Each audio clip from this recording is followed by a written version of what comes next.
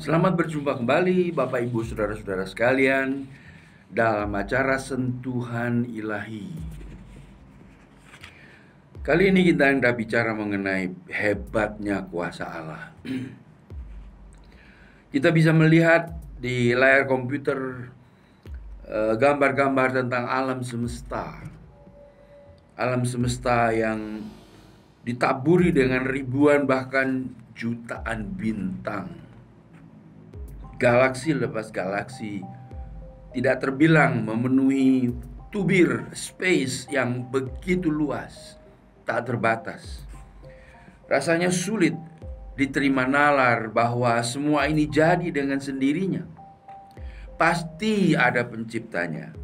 Dialah Tuhan Allah, yaitu Bapa kita. Alkitab mengatakan bahwa Allah mengukur bentangan alam semesta ini dengan jengkal tangannya. Ketika melihat pemandangan atau gambar seperti itu, otomatis dari hati kita keluar seruan, Allah Maha Besar, Dia pencipta semuanya. Di antara titik-titik yang menggambarkan bintang-bintang itu, terdapat satu titik yang disebut bumi. Planet bumi, di mana 6 miliar lebih manusia tinggal di permukaannya. Satu titik kecil di alam semesta yang maha luas menjadi tempat tinggal kita. Pantas saja Alkitab berkata bahwa kita hanya seperti setitik debu di alam yang maha luas ini.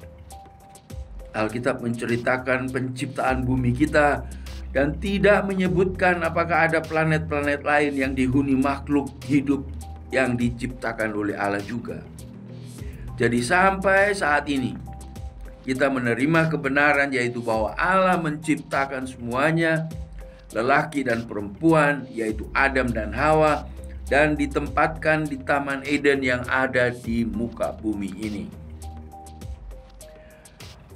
Kita tahu bahwa semua bintang dan planet yang berputar di porosnya dikendalikan oleh satu kuasa atau kekuatan yang tidak terlihat.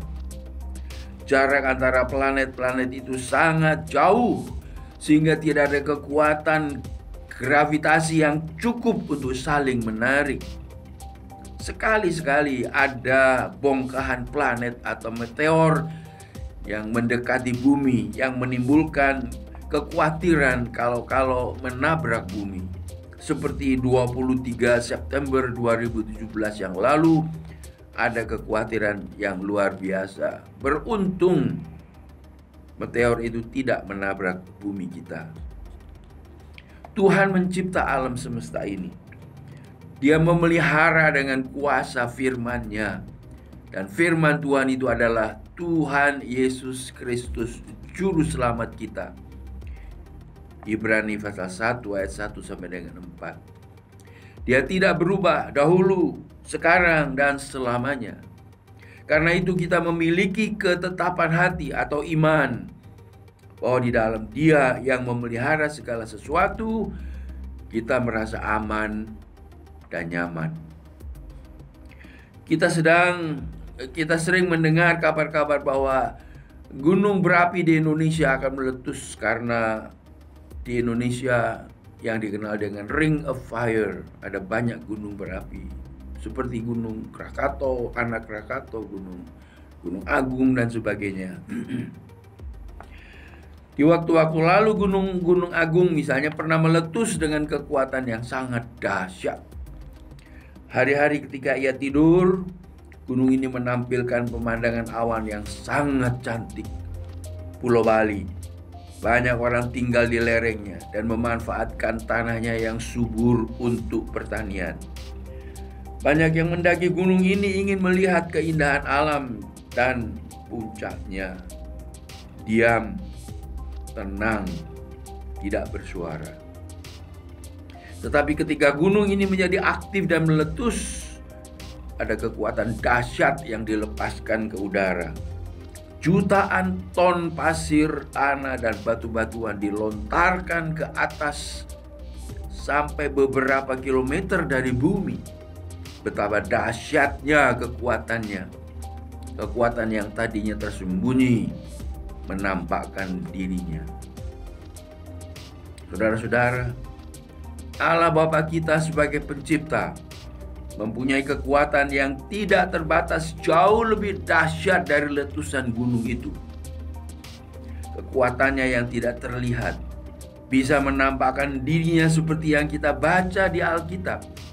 Ketika Laut Merah dibelah dan orang Israel menyeberang di dasarnya yang sudah menjadi kering. Ketika jutaan burung-burung digiring oleh anginnya supaya mereka terbang rendah memasuki ke tenda-tenda orang-orang Israel untuk makanan mereka.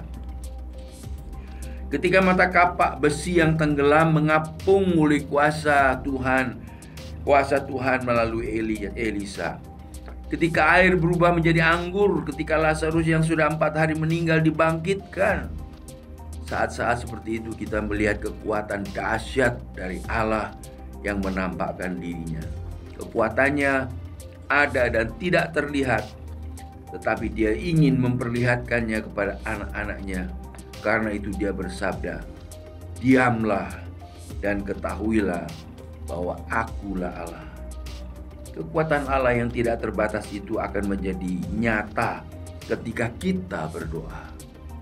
Persoalan dan pergumulan serta sakit penyakit kita menjadi peluang di mana Dia bisa menyatakan kekuatannya.